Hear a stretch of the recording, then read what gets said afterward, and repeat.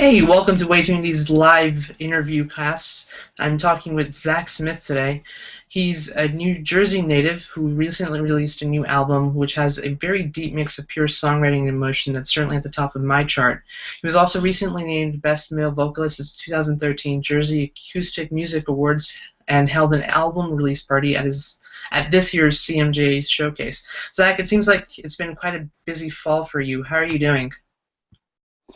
I'm doing good. I'm doing good. Thank you for having me. It's been very busy, but it's been fun. It's been good. It's So, if you could just introduce yourself a little bit more, where you're from, stuff like that. sure, sure. I'm from New Jersey. My name's Zak Smith. I'm a singer-songwriter. I've been playing music for a while since high school. So my band is it's kind of an alternative Americana type band. Um, that's it. Sweet. Um, so, where did your inspiration for music start? Where did it come from? The first stuff that really got me into music was classic rock stuff. I had a friend who got me into I think Led Zeppelin was like the first band that I really got into, and so when it was that classic rock stuff that really sucked me in, and when I first started loving it, that was all I was obsessed with it, and that's all I wanted to do or listen to or think about. So that's what it is. Sweet. So, you were recently at the CMJ Music Showcase with your album release. What was that experience like for you, just being there and being able to release your album at that event? It was cool. I'd never played CMJ before, and it's like it's a real legit type thing. So it was cool to be a part of it. It was good to have that my first show be the album release. So it was it was really cool. It was fun. Awesome. So your new album was released last month. What was the experience in making that album and just going along with it? And I've known that you've made albums before, but with this album, was there anything different that you experienced throughout making it, or? Yeah, yeah. This one, there's the songs are I recorded different songs in different studios over a long period of time. So some of the songs are, I recorded 3 years ago, and I just got around to putting it out, and I overdubbed stuff on it, and I changed them as I went on. But that's part of the reason that it's called the Precambrian Age, because it feels like I was working on it for forever. So this was definitely kind of like all these different disparate elements that I kind of put together for it. So it was different in that way for sure. Listening to like tracks like, say, we've got Hardy or Alone, Wait on Me, and of course Tombs Don't Roll Back. They really have like a very strong emotional feel to them. Was that something that you drew upon? I don't know, like you mentioned, it was some songs were written a while ago. So were some of these songs inspired by different things, or was there an overarching inspiration for them? Or Um, yeah, I think those three that you mentioned. Well, I'll take them one at a time. Hard Year Alone. I That's sort of an older one. It's kind of a breakup type song. I had broken up with my girlfriend, so it was kind of I was drawing on that, I think. And Wait on Me was a little after that. That song pretty much is written around the bass line. I came up with a good bass line, and then they kind of wrote the whole song around it.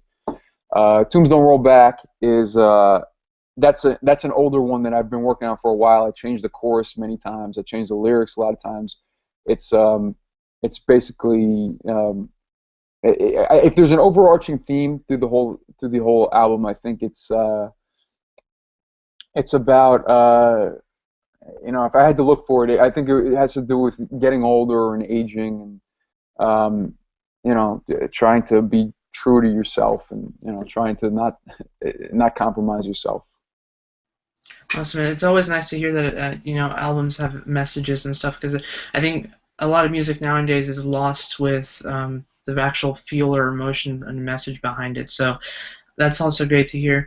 A lot of related to your music, a lot of press has said that your music is a unique mix of Americana and alternative rock, which you also mentioned.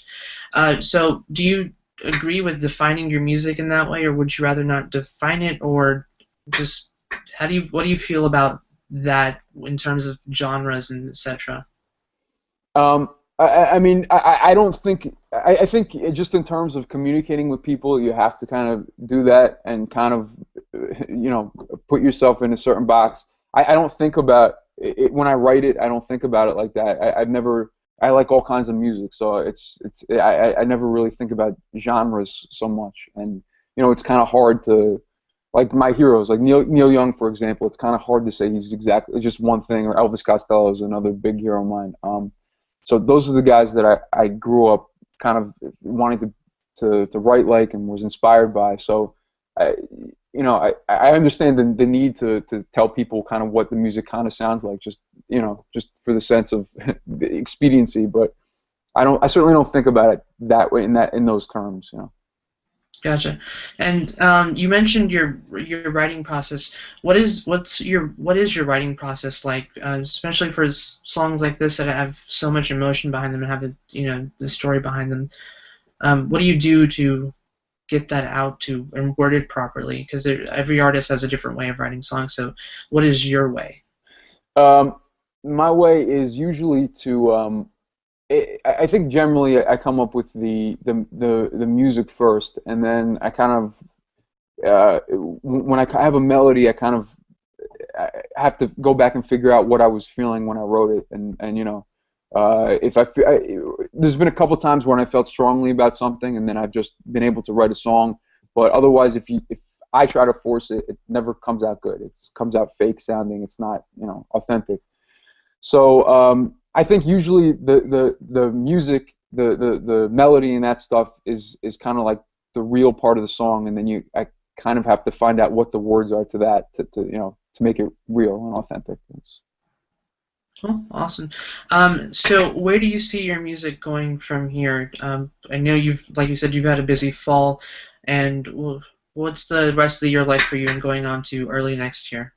I'm finishing up a acoustic album that I have that I've been working on. So it's a lot of acoustic arrangements of some older songs and then a bunch of new songs. And I've been working on that the past couple of months. It's almost done. So I'm just finishing up the mixing of that. And then I have another full. I'm finishing writing this next full length rock album. So I want to get in the studio again, hopefully early next year, hopefully January. So. Awesome. Well, we definitely can't wait to hear both of those. Your album, The Precambrian Age, is available on iTunes and Amazon, so I encourage anyone that's watching to please go check it out and go take a listen. It's also, I believe it's streamed on your website. Yeah. As well. Yeah, Awesome. yeah. So do go check that out. We'll have a album review and a post up pretty soon after this. Zach, anything you'd like to say? Actually, I have one last question for you. Can you tell us something interesting that most people wouldn't know about you? Sure. I'm really into reading and books. So a close second behind music and rock and roll and that stuff is like classic literature. So I like the great writers and James Joyce and that the great poets and stuff. That's a big a big love of mine too. So. Sweet. So again, thank you for joining us. We're just going to go ahead and wrap up here. Again, that was Zak Smith. Please go to check out his album. It is available, like I said, on iTunes and Amazon, and also on his website if you want to listen to it. We'll be back next week with another artist. Again, thank you for listening, and keep listening to the music and keep sharing. Thanks.